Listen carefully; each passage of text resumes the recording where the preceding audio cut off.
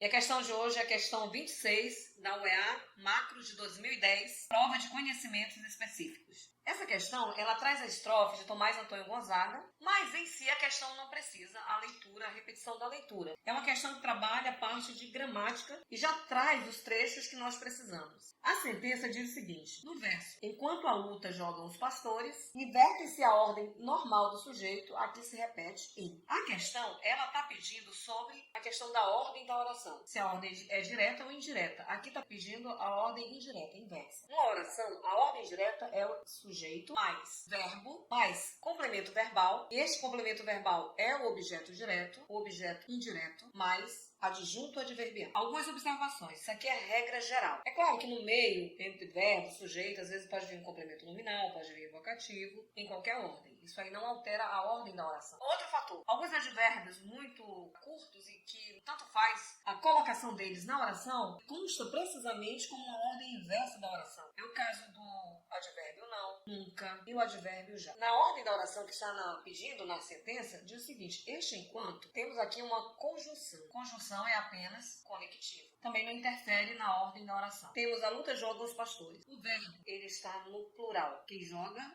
algo é um verbo transitivo direto. Se o verbo está no plural, ele pede sujeito no plural. Então nós temos aqui os pastores, sujeito, os pastores jogam a luta. E a luta nós temos aqui o objeto direto. Isso é a ordem inversa da oração. O objeto direto, complemento verbal, veio para frente, veio para antes do verbo. E o sujeito foi para depois do verbo. Então isso é a ordem inversa. Então na realidade ele quer, quando ele diz inverte a ordem normal do sujeito, que se repete em. Então ele quer, na alternativa que traga justamente uma oração na ordem inversa. Na alternativa A, nós temos o seguinte: tu, sujeito, não é um adjunto adverbial, mas como eu falei anteriormente, é um adjunto adverbial que ele necessariamente não vai alterar a ordem da oração. E às vezes é onde ele fica melhor. Tu não verás, porque poderia ser tu verás não. Ficaria o som, o próprio sentido não ficaria tão bem, mas não altera. Então tu não verás, em verás nós temos aqui um verbo, que ele é um verbo transitivo direto, pede um objeto direto, e esse objeto direto é sem cativos. Temos aqui o objeto direto. Justamente Marília vai ser um vocativo. Vocativo também não interfere na ordem da oração. Então nós temos aqui uma oração na ordem direta. Na alternativa B, nós temos eu vi, é o sujeito. Vi é um verbo transitivo direto. O meu semblante, objeto direto. Numa fonte, passa uma circunstância de lugar. Então nós temos aqui um adjunto adverbial. Também está na ordem direta. Não é a alternativa B. Na C, nós encontramos o seguinte: dão flores os prados. Quando nós olhamos o verbo dão, plural, aqui ele pede objeto direto. Então neste caso, o sujeito, os prados, que significa campos, vai ser o sujeito. Ou seja, os prados dão flores. E flores nós temos objeto direto. Nós temos o sujeito depois do verbo. E isto consiste na ordem inversa da oração. Achamos o gabarito. Vamos ver a alternativa D e E. Os teus olhos, nós temos aqui sujeito, espalham verbo transitivo direto e luz divina, objeto direto. Ordem direta. Já destes